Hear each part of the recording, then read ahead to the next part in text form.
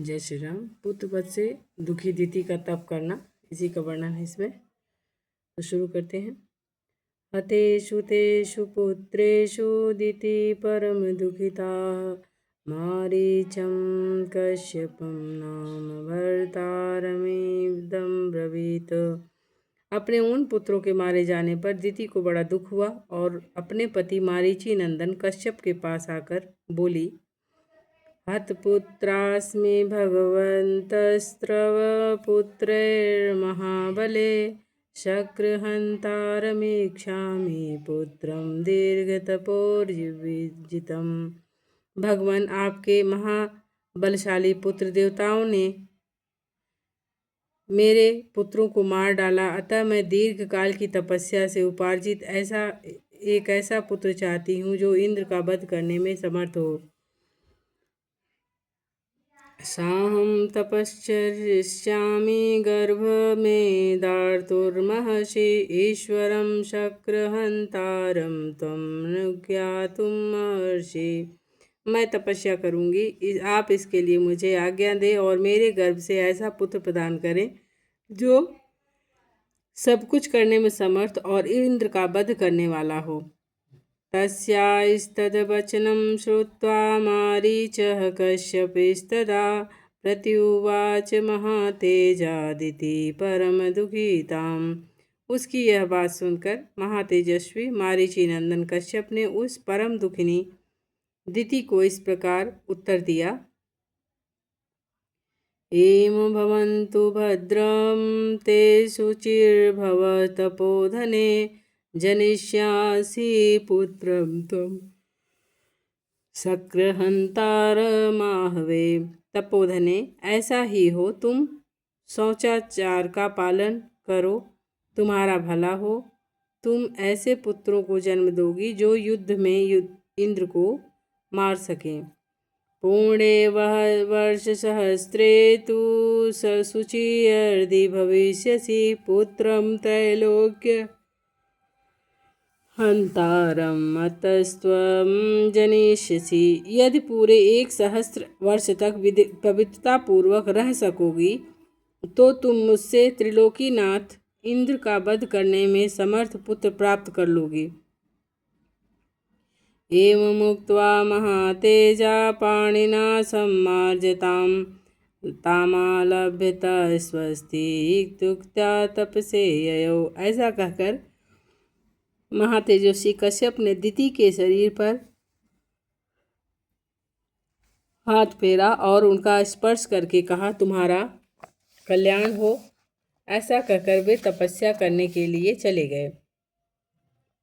गते तस्मिन् नरश्रेष्ठ दिति परमहर्षिता, कुशप्लवं समासाद्य तपस्तेपे सुदारुणम्। नरश्रेष्ठ, उनके चले जाने पर दिति अत्यंत हर्ष और उत्साह में भरकर कुशप्लव नामक तपोवन में आई और अत्यंत कठोर तपस्या करने लगी। तपस्यास्तां हि कुर्वेत्यां परिचर्चा चकारः, सहस्राक्षो नरश्रेष्ठ परया गुण संपदा।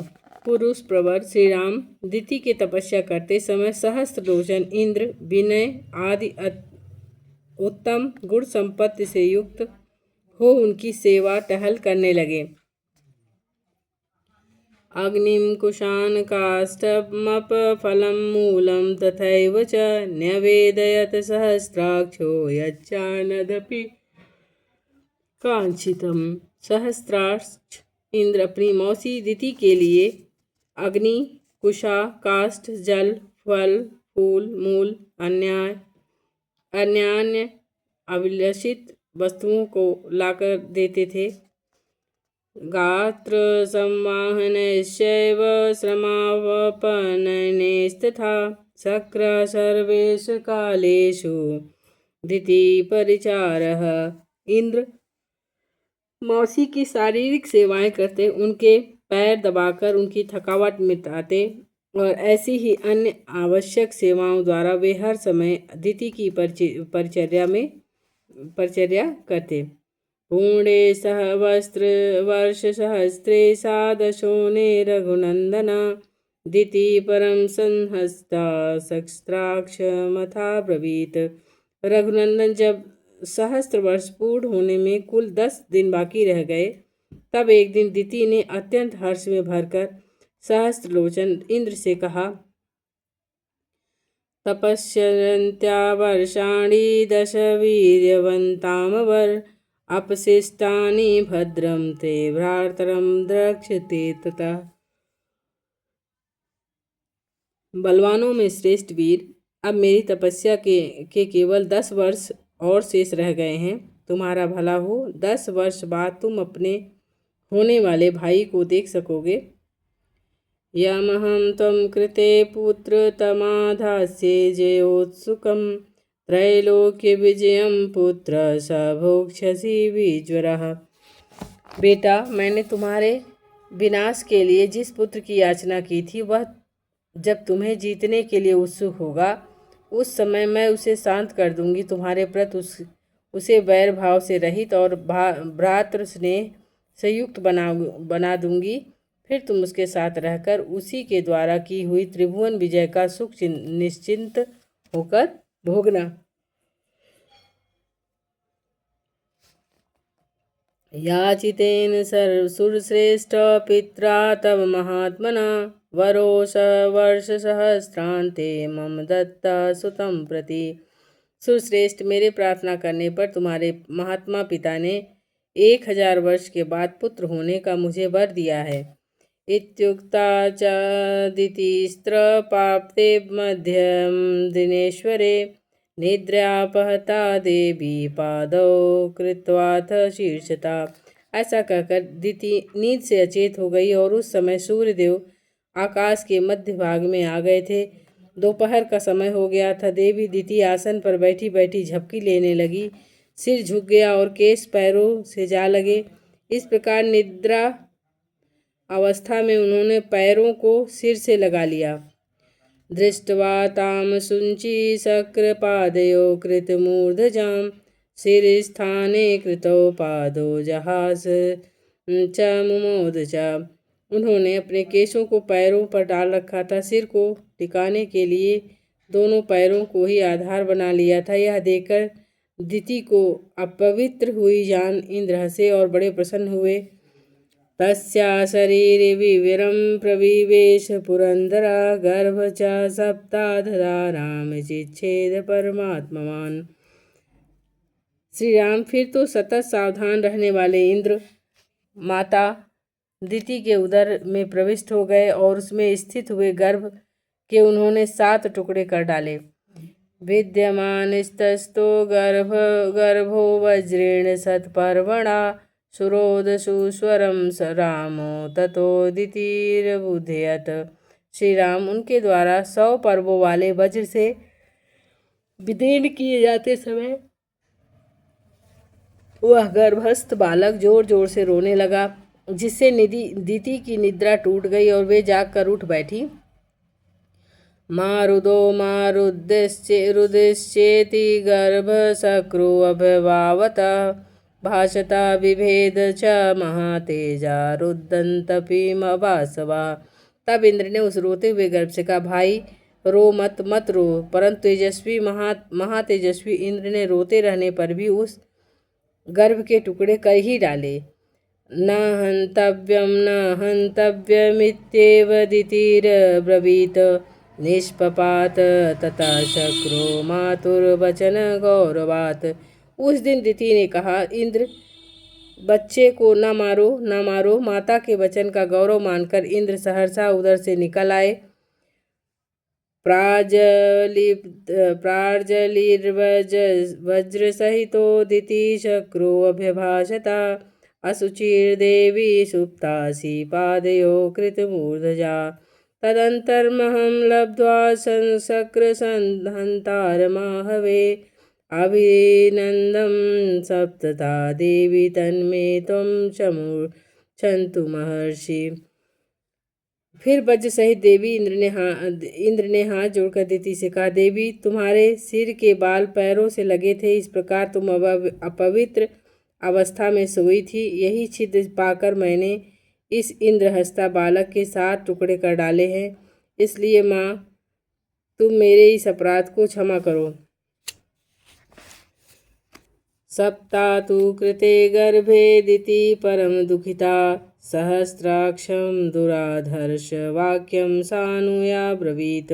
इंद्र द्वारा अपने गर्भ के 7 टुकड़े किए जाने पर दिति को बड़ा दुख हुआ और वे दुर्धर्ष वीर सहस्त्राक्ष इंद्र से अनुनय पूर्वक बोली कि ममापराधात गर्भयोऽहं सप्तधा सकलीकृता नापराधो हि देवेश तवात्र बलसूदना। देवेश बलसूदन, मेरे ही अपराध से इस गर्भ के 7 टुकड़े हुए हैं, इसमें तुम्हारा कोई दोष नहीं है। प्रियं प्रियं त्वकृतमिच्छामि मम गर्भविषये मरुतां सप्तानां स्थानपाना भवन्तु ते।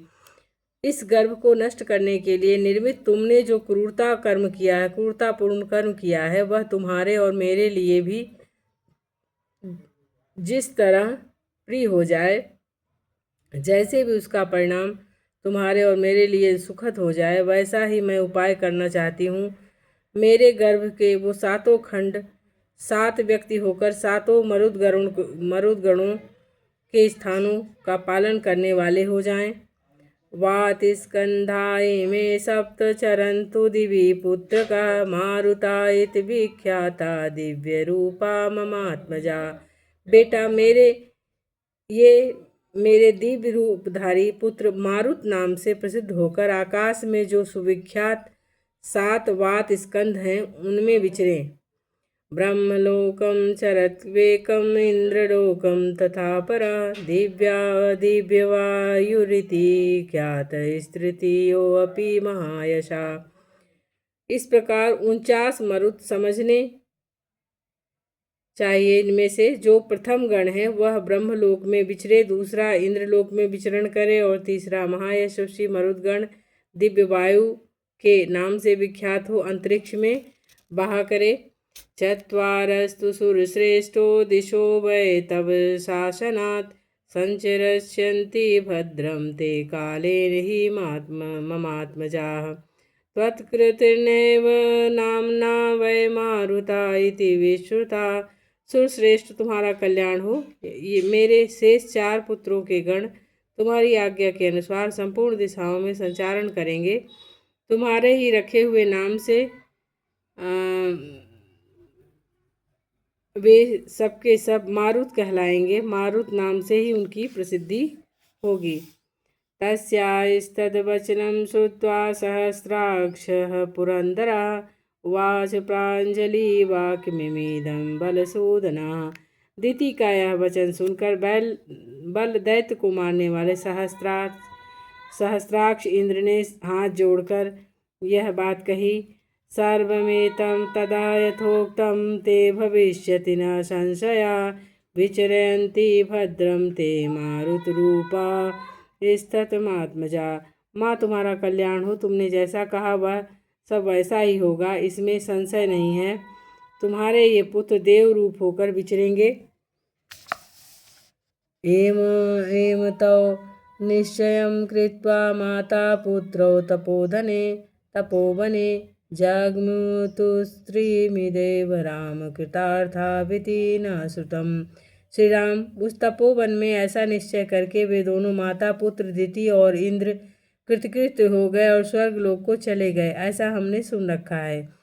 एषः देशः सः काकुत्स्थः महेन्द्राद्युतिषितः पुरा दिति यत्र तपसिद्धामेवं परचिचचार सः। काकुत्स्थ यही वह देश है जहाँ पूर्व काल में रहकर देवराज इंद्र ने तप सिद्ध दिति की परिचर्चा की थी। इक्ष्वाको अस्तु नरव्याघ्र पुत्र पद परम धार्मिका अलम्बुषायामुत्पन्नो विशाल इति विश्रुतः। तेन चासीदिह स्थाने विशालेति पुरी कृता। पुरुष सिंह, पूर्व काल में महाराज इक्ष्वाक के एक धर्मात्मा पुत्र थे जो विशाल नाम से प्रसिद्ध हुए। उनका जन्म अलम्बुसा के गर्भ से हुआ था। उन्होंने इस स्थान पर विशाला नाम की पुरी बसाई थी। विशालस्य सुतो राम हेमचंद्रो महाबला सुचंद्र इति विख्यातो हेमचंद्रा तदंतरः। श्री राम विशाल के पुत्र का नाम हेमचंद्र था, जो बड़े बलवान थे। हेमचंद्र के पुत्र सुचंद्र नाम से विख्यात हुए। सुचंद्र तनयो राम धूम्राश्च इति विश्रुतः धूम्राश्वतनयश्चापि सृजया समपद्यतः। श्री रामचंद्र सुचंद्र के पुत्र धूमाश्व और धूमाश्व के पुत्र सृजय हुए। सृजयस्य सुतः श्रीमान सहदेव प्रतापवान कुशाश्व सहदेवस्य पुत्र परम धार्मिकः। सृजय के प्रतापी पुत्र श्रीमान सहदेव हुए। सहदेव के परम धर्मात्मा पुत्र का नाम कुशाश्व था। कुशाश्व महातेजा सोमदत्त प्रतापवान सोमदत्तस्य पुत्रश्चु काकुत्स्थश्चेत् विश्रुतः। कुशाश्व के महातेजस्वी पुत्र प्रतापी सोमदत्त हुए और सोमदत्त के पुत्र काकुत्स्थ नाम से विख्यात हुए। तत्र पुत्र्यो महातेजा संप्रेष्य पुरीमियम् आवसत परम प्रख्य सोमर्ति नाम दुर्जयः।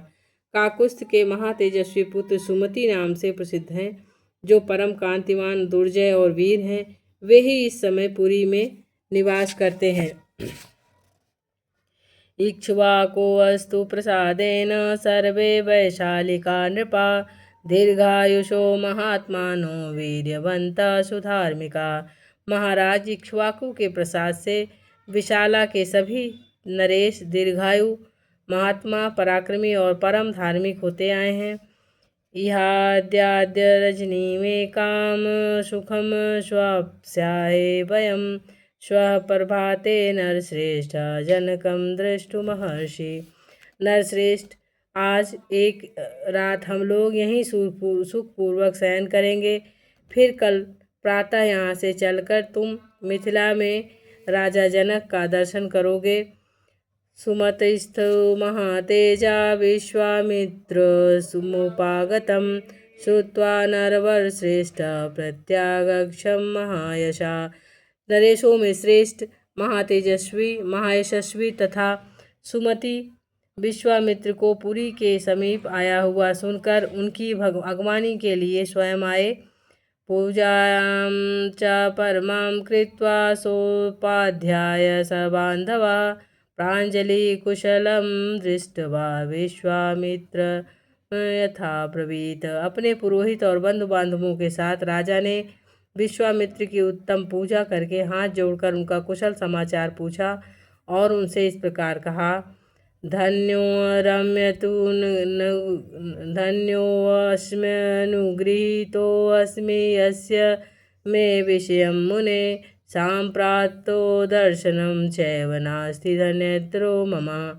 मुने, मैं धन्य हूँ, आपका मुझ पर बड़ा अनुग्रह है, क्योंकि आपने स्वयं मेरे राज्य में पधार कर मुझे दर्शन दिया। इस प्रकार मुझसे बढ़कर धन्य पुरुष दूसरा कोई नहीं है। पृष्ट्वा तु कुशलं तत्र परस्पर समागमे कथान्ते सुमति वाक्यं व्याजहारं महामुनि। इस प्रकार परस्पर समागम के समय एक दूसरे का कुशल मंगल जानकर बातचीत के अंत में राजा सुमति ने महामुनि विश्वामित्र से कहा। इयं कुमारो भद्रं ते देवतुल्य पराक्रमो गज सिंह गति वीरो शार्दुल्य वृषभोपमो। ब्राह्मण, आपका कल्याण हो। ये दोनों कुमार देवताओं के तुल्य पराक्रमी जान पड़ते हैं। इनकी चाल ढाल हाथी और सिंह की गति के समान है। ये दोनों वीर सिंह और साण के समान प्रतीत होते हैं। पद्मपत्र विशालाक्षो खड्गतूर्ण धनुर्धनो अश्विनीना विरूपेण समुपस्थित यौवनो। इनके बड़े बड़े नेत्र विकसित कमल दल के समान हैं, शोभा पाते हैं। ये दोनों तलवार तरकस धनुष धारण किए हुए हैं। अपने सुंदर रूप के द्वारा दोनों अश्विनी कुमारों को लज्जित करते हैं तथा युवा अवस्था के निकट आ पहुँचे हैं। यदिच्छेव गां प्राप्तो देवलोकादिवामरो कथं पद्माभ्यामिः प्राप्तो किमर्थकस्य वा मुनेः। इन्हें देखकर ऐसा जान पड़ता है मानो दो देव कुमार देवेच्छावश देवलोक से पृथ्वी पर आ गए हों। मुने, ये दोनों किसके पुत्र हैं और कैसे और किस लिए यहाँ पैदल ही आए हैं। भूषयन्ताभिमं देशं चन्द्रसूर्याभिवाम्बरं परस्परेण सहदृशो प्रमाणेङ्गित चेष्टिते। जैसे चंद्रमा और सूर्य आकाश की शोभा बढ़ाते हैं, उसी प्रकार ये दोनों राजकुमार इस देश को सुशोभित कर रहे हैं। शरीर की ऊंचाई, मनोभाव सूचक संकेत और चेष्टा ये दोनों एक दूसरे के समान हैं। किमर्थ च नरश्रेष्ठो संप्राप्तो दुर्गमे पथि वरायुधरो वीरो श्रोतमीक्षामि तत्वतः। श्रेष्ठ आयुष धारण करने वाले ये दोनों नरश्रेष्ठ वीर इस दुर्गम मार्ग में किस लिए आए हैं, यह मैं यथार्थ रूप से सुनना चाहता हूँ। तस्य यद्वचनं श्रुत्वा यथावृत्तं निवेदयत् सिद्धाश्रम निवासं च राक्षसां वधं यथा। विश्वामित्रवचः श्रुत्वा राजा परम विस्मितः। सुमति का यह वचन सुनकर विश्वामित्र जी ने उन्हें सब वृतांत यथार्थपूर्वक से निवेदन किया कि सिद्धाश्रम में निवास और राक्षसों का वध का प्रसंग ही यथावत रूप से कह सुनाया। विश्वामित्र की बात सुनकर राजा सुमति को बड़ा विस्मय हुआ। अतिथि परमं प्राप्तो पुत्रो दशरथस्य तौ पूजयामास विधिवतः सत्काराहो महाबलो। उन्होंने परम आदरणीय अतिथि के रूप में आए हुए उन दोनों महाबली दशरथ पुत्रों का विधि पूर्वक आतिथ्य की सत्कार किया। ततः परम सत्कारं सुमते प्राप्त राघवो उष्ण तत्र निशामेकां जगमतुर्मि मिथिलां ततः। सुमति के उत्तम आदर सत्कार पाकर वे दोनों रघुवंशी कुमार वहां एक रात रहे और सवेरे उठकर मिथिला की ओर चल दिए। तां दृष्ट्वा मुनयः सर्वे जनकस्य पुरी शुभां साधु साध्विति संतो मिथिलां समपूजयन्। मिथिला में पहुंचकर जनकपुरी की सुंदर शोभा देखकर सभी महर्षि साधु साधु कहकर उसकी भूरि भूरि प्रशंसा करने लगे। मिथिलोपवने तत्र आश्रम दृश्य राघवा पुराणं निर्जनं रम्यं प्रपक्ष मुनिपुंगवम्। मिथिला के उपवन में एक पुराना आश्रम था जो अत्यंत रमणीय होकर भी सुनसान दिखाई देता था। उसे देखकर श्री रामचंद्र जी ने रघुवर मुनिवर विश्वामित्र से पूछा, इदम आश्रम संकाशम निवर्जितम श्रोतमिच्छामि भगवन कस्यायं पूर्व आश्रम। भगवान, यह कैसा स्थान है जो देखने में आश्रम जैसा है, किंतु एक भी मुनि यहाँ दृष्टिगोचर नहीं होते हैं। मैं सुनना चाहता हूँ, पहले यह आश्रम किसका था। त्रिचित्वा राघवेणोक्तं वाक्यं वाक्य विशारदा ऋतुवाच महातेजा विश्वामित्रो महामुनि। श्री रामचंद्र जी का यह प्रश्न सुनकर प्रवचन कुशल महातेजस्वी महामुनि विश्वामित्र ने इस प्रकार उत्तर दिया, हंत ते कथयिष्यामि शृणु तत्त्वेन राघवा यस्य तदाश्रम पदम सप्तम कोपान महात्मनः। रघुनंदन, पूर्व काल में यह जिस महात्मा का आश्रम है वह आश्रम था और उन्होंने क्रोध पूर्वक इसे आश्रम श्राप दे दिया था, उनका तथा उनके इस आश्रम का सब वृतांत मैं तुमसे कहता हूँ, उसे यथार्थ रूप से सुनो। गौतमस्य नरश्रेष्ठ पूर्णमासीस महात्मना आश्रमो दिव्य संकाशम सुरैरप सुपूजिता। नरश्रेष्ठ, पूर्व काल में यह स्थान महात्मा गौतम का था। उस समय यह आश्रम बड़ा ही दिव्य जान पड़ता था। देवता भी इसकी पूजा व प्रशंसा किया करते थे। सह चात्र तप आतिष्ठ दहल्या सहित पुरा आतिष्ठ दहल्या सहित पुरा वर्ग वर्षपूगान्येकानि राजपुत्र महायशा। महायशस्वी राजपुत्र पूर्व काल में महर्षि गौतम अपनी पत्नी अहिल्या के साथ रहकर यहाँ तपस्या करते थे। उन्होंने बहुत वर्षों तक यहाँ तपस्या किया था। तस्यांतरं विदित्वा सहस्राक्ष सचीपति मुनिवेशधरो भूत्वा अहल्यामिदं ब्रवीत। एक दिन जब महर्षि गौतम आश्रम पर नहीं थे, उपयुक्त अवसर पाकर सचीपति इंद्र गौतम मुनि का वेश धारण करके यहाँ आए और अहिल्या से इस प्रकार बोले। ऋतुकालं प्रतीक्षन्ते नार्थिनः सुसमाहिते संगम त्वमीक्षामि त्वया सह सुमध्य में। सदा सावधान रहने वाली सुंदरी रति की इच्छा रखने वाले प्रार्थी पुरुष ऋतुकाल की प्रतीक्षा नहीं करते हैं। सुंदर कटि प्रदेश वाली सुंदरी, मैं तुम्हारे साथ समागम करना चाहता हूँ। मुनिवेशम सहस्राक्षम विज्ञाय रघुनंदन मति चकार दुर्मेध्या देवराज तु कुहरलात। रघुनंदन महर्षि गौतम का वेश धारण करके आए हुए इंद्र को पहचान कर भी उस दुर्बुद्धि नारी ने, अहो देवराज इंद्र मुझे चाहते हैं, इस कौतूहलवश उनके साथ समागम का निश्चय करके यह प्रस्ताव स्वीकार कर लिया। यथा अथा ब्रवीत सुरश्रेष्ठं कृतार्थेन अंतरात्मना कृतार्थास्मि सुरश्रेष्ठ गक्ष शीघ्रमतिमीत प्रभो आत्मनां मां च देवेश सर्वथा रक्ष गौतम। रति के पश्चात उसने देवराज इंद्र से संतुष्ट चित्त होकर कहा, सुरश्रेष्ठ मैं आपके समागम से कृतार्थ हो गई। प्रभो आप शीघ्र यहाँ से चले जाइए। देवेश्वर महर्षि गौतम के कोप से आप अपनी और मेरी भी सब प्रकार से रक्षा कीजिए। इंद्रस्तु प्रहसन वाक्यमहिल्यामिदं ब्रवीत शुश्रोणि परितुष्टो अस्मि गमिष्यामि यथागतम्। तब इंद्र ने अहिल्या से हंसते हुए कहा, सुंदरी मैं भी संतुष्ट हो गया, अब जैसे आया था उसी तरह चला जाऊंगा।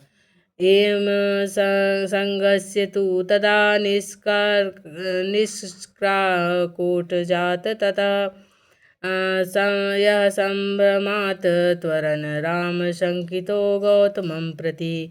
इस प्रकार अहिल्या के समागम करके जब इंद्र उस कुटी से बाहर निकले, तब गौतम के आ जाने की आशंका से बड़ी उतावली के साथ वेग पूर्वक भागने का प्रयत्न करने लगे। गौतमं सदर्शनार्थ प्रविशन्त महामुनिं देवदानवधूर्ष तपोबलसमन्वितं तीर्थोगत परिक्लित्रं दिव्यमानमेवानलं गृहीत समिधं तत्र शंकुशं मुनिपुंगवम्। इतने में ही उन्होंने देखा, देवताओं और दानवों के लिए भी दुर्धर्ष तपोबल संपन्न महामुनि गौतम हाथ में समिधा लिए आश्रम में प्रवेश कर रहे हैं। उनका शरीर तीर्थ के जल से भीगा हुआ और प्रज्वलित अग्नि के समान उद्दीप्त हो रहे हैं। दृष्ट्वा सुरपतिस्त्रस्तो विष्णुवदनो अभवत् अथ दृष्ट्वा सहस्राक्ष मुनिवेशधरं मुनि दुर्वतं व्रत संपन्नो रोषाद वचनं ब्रवीत।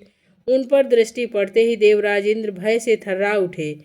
उनके मुख पर विषाद आ गया। दुराचारी इंद्र को मुनि का वेश धारण किए देखकर सदाचार संपन्न मुनिवर गौतम ने रोष में भरकर कहा, मम रूपम समास्थाय कृतावानस दुर्मते अकर्तव्यमिदं यस्मादं विफलस्वतं भविष्यति।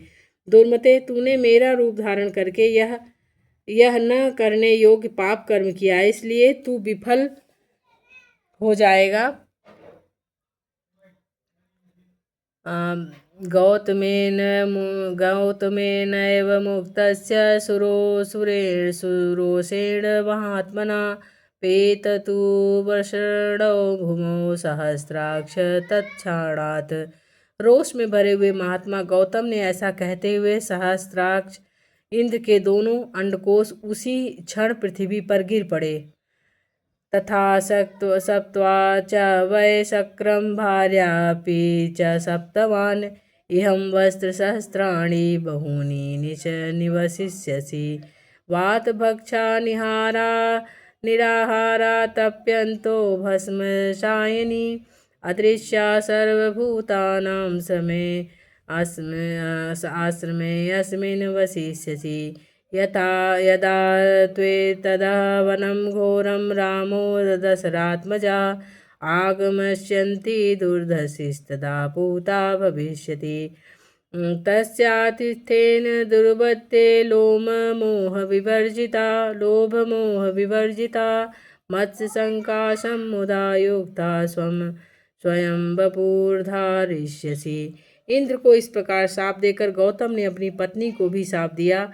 दुराचारिणी, तू भी इसके साथ कई हजार वर्षों तक केवल हवा पानी पीकर या उपवास करके कष्ट उठाती हुई राख में पड़ी रहेगी।